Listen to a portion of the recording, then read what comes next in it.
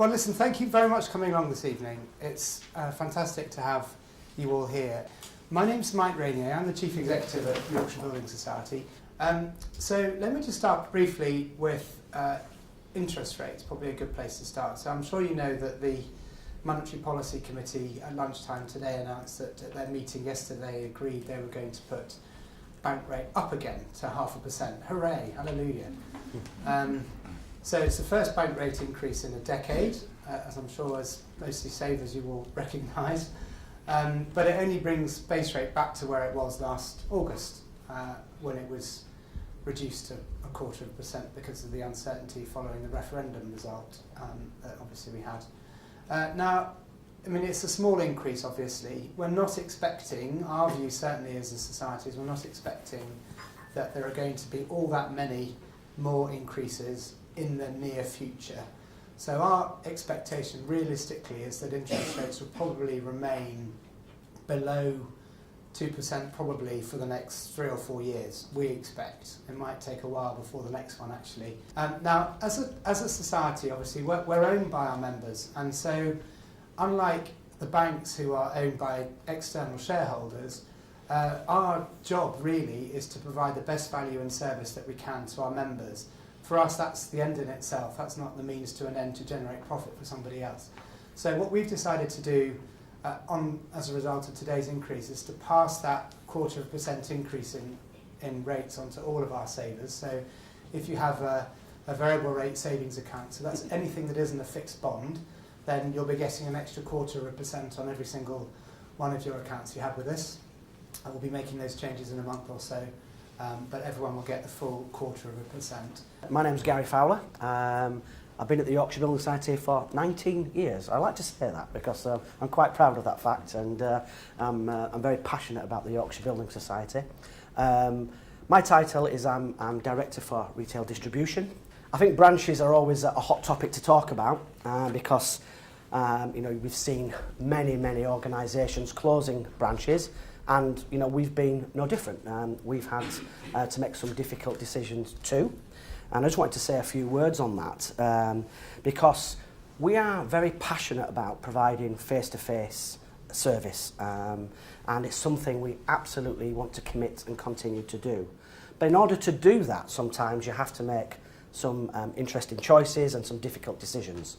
And those decisions are based around customer need, and also in terms of where people want to do business, and sometimes where we haven't got locations as well. So in an attempt to make sure we're going into desired areas where there is a customer demand, sometimes we might have to rationalise and change the balance. So when I mentioned that we have 260 outlets, actually 100 of those are what we call agencies. And effectively they're mini partnerships with local proprietors of things like insurance brokers, mortgage brokers. And what we do is we partner up with those, we give them some investment, and we open up a mini branch effectively at the front of their office. And that allows us to provide, again, our propositions and our service through a third party. It's a very great cost-effective way to expand our reach and continue to give that service. It's lovely to be in Southampton this evening. You'll guess by the accent that Yorkshire's not home for me. It's Glasgow, so it's been a long journey all the way down this week as we've worked in Leeds and then finally get here to Southampton. On the customer side, as Gary says, it's really quite simple. We're there to try and meet the needs of our customers in relation to mortgage and savings. Be that taking new mortgage products, new savings product, helping them save, helping them afford their next home. That's fundamental. It's not rocket science what we do. It's pretty straightforward. And we want to meet the needs of the customers the way they want to do business with us. So all we're really saying there is if you want to do that face-to-face in a branch, we can cater for that. We've got the branches and the agencies for that. If it's easier for you to do some business over the phone, we can do that. We can do it online, and we can do our business in the various ways.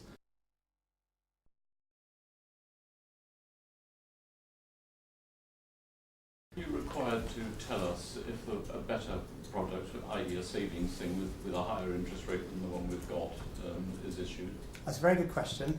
The answer is no, we're not, but we try our best to make sure that we do that.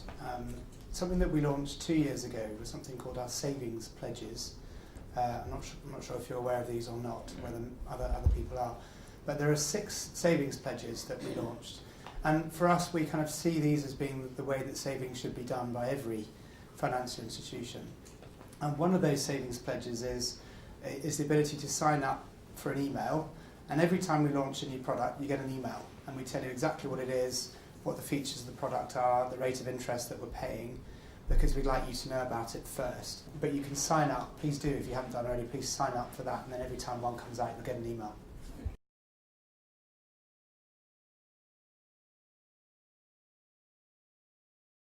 I'm one of your regular saver customers who's had to take a big drop in the savings interest.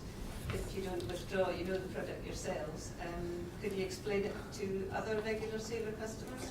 Where will I start? I think this comes into that category of I'm not going to please all the people all the time. It really does. So for 1 or 2 people in the room that have maybe not had that product, not too sure what it's about, I think over 10 years ago we had the regular saver product, and that product paid a small amount of interest, but it was linked to, if you met the basic conditions of the account, each year it paid a bonus. So in today's terms, that product would have paid just recently a small rate of interest, applied the bonus, it was just over 3.5% at this moment in time. So it was an excellent product, it was a great product for a number of years, and actually, if you go back pre-2007, quite a lot of banks and building societies on the high street had something similar. To the best of my knowledge, standing here this evening, I think we were the last organisation that had something of that nature still in existence. And we've kind of held on for as long as we can.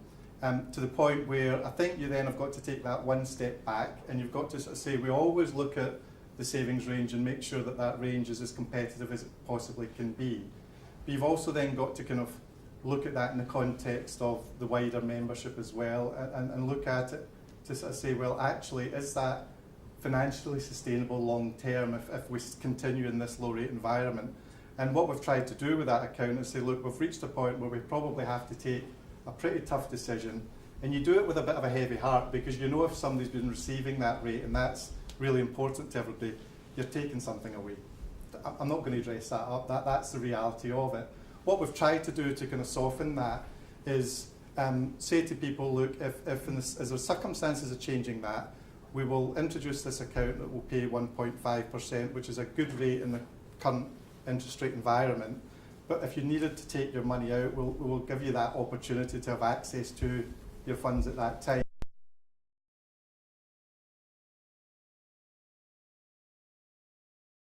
With the interest rates just creeping up and absent, the only way is up from now, I assume.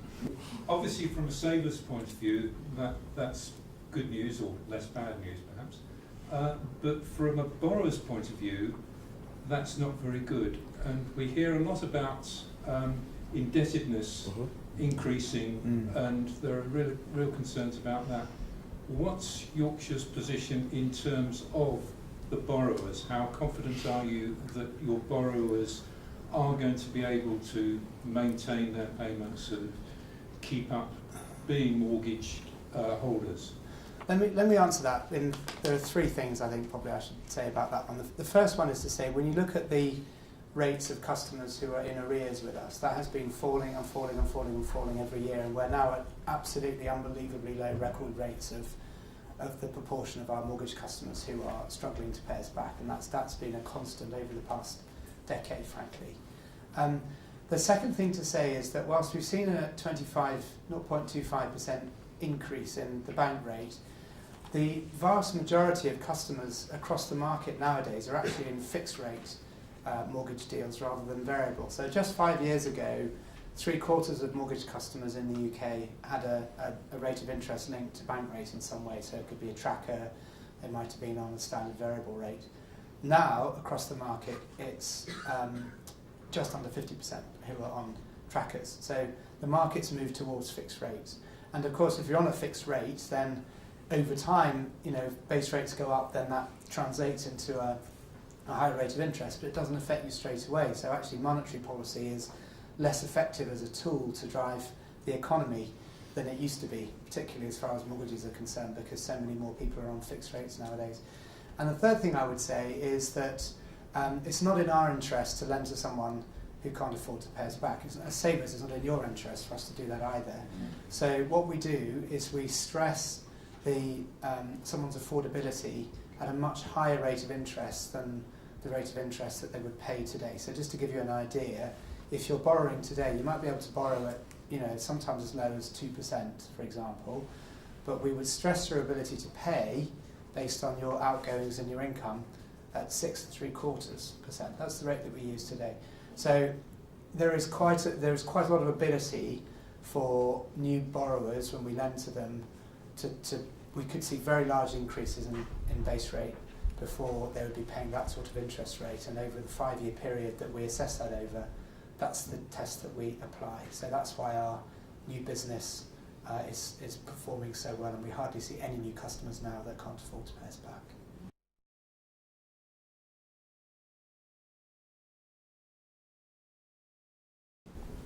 A friend of ours, recently divorced, has got an interest-only mortgage, Yep. which she describes as the mortgage from hell. Apparently, when it comes to an end, nobody will lend her the money, so she'll have to leave the house, do whatever she can with the equity, and probably pay more in rent for a lesser property.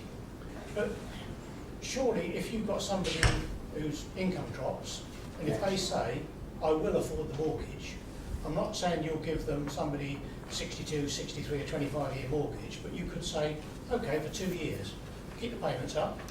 Now, I know these are very short-term mortgages, and the aggravation is if it goes pear-shaped, you've got to repossess the property. But if the equity's there to cover your loss, then surely little mini mortgages would be. You're saying you're awash with cash and you want to dump it somewhere. There must be a lot of people who are. Yes. I mean, our next door neighbours are in a similar position. They said that we've got fixed-term mortgage, but when we retire, they won't lend us again.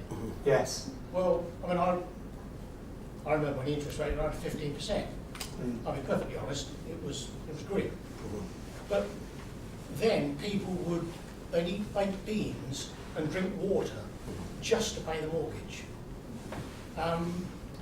Is there anything in your plans that you could tap into this? Yeah, so it's a very good question, and it is a lively topic at the moment, because increasingly we're seeing customers on interest-only mortgages reaching the end of their mortgage term, and there are some, they might have an endowment policy that hasn't paid as much as they're expecting, obviously, that's the obvious one, but there are other situations as well where it might not be in that customer's interest to be able to finish the mortgage because they just don't have the money to do so. And as a lender, typically customers that reach the end of their mortgage life, if you think about what's happened to house prices over the past 20 years, 30 years since they took that mortgage out, they'll be sitting on a huge amount of equity. It's not in our interest to repossess someone's house from under them. We don't want to do that. Last thing we want to do is take someone's house away, but we do need to agree with them what realistically their plans are, because they have a contract, they've reached the end of it, and we need to understand what it is. So there are a number of things that we do. The first thing that we do is we make sure that as customers are getting towards the end of their mortgage, we make sure that we understand what their plans are. So we bring them up and we try and understand whether they're planning to redeem, whether they're planning to sell, what they actually want to do. And in a lot of cases, customers say, well, do you know what, actually I need another year or 18 months because I've got this asset that's maturing, or I've got this, something else might happen. And in that case, then we'll agree, right then, so we'll extend your mortgage for another year, 18 months, 2 years, whatever it might be. And that's the best thing for everybody, because they're paying their mortgage, they're living in their property, we're receiving the mortgage payments, and that's the right thing to do. The trouble we have, though, is when people don't know what they're going to do, and they have no plans, and they don't want to move. So what we've done is we've formed a relationship with a business called Age Partnership, and what Age Partnership do, they've got 200 effectively financial advisors. 100 of them are based in Leeds and 100 of them are based at home all around the country, and they go out and visit these mortgage customers. I don't think there are many people that do this apart from us, actually. It's something we're very proud of. And what they will do is they will sit with that customer and they will work out the best thing for them. And in some cases, what those customers will do is they will agree to remortgage to another lender that will give them a retirement mortgage, for example. We don't do retirement mortgages at the moment. A retirement mortgage basically is something where you commit to pay the interest on an ongoing basis. But we only have kind of fixed term, normal residential mortgages. But there are some specialist lenders that provide that. And they will move them to one of those lenders perhaps, and they can keep going with that for an indefinite period. Or in other cases, it might make sense for that customer to take out a lifetime mortgage, where they might not have the means to continue to pay the interest, and because they've got so much equity in their property, then actually they might be prepared to put themselves in a situation where they don't need to pay interest anymore, and the lender effectively then adds on a little bit of interest every month onto the amount repayable. At the time that they come to sell their property, then they don't get as much back for it because some of it's gone on interest charges. And this partnership that we have with Age Partnership allows members to get the specific advice that is suitable for them. And the great thing about this relationship as well is usually there's a fee to be paid, and in this case they don't charge the fee, we pay that instead.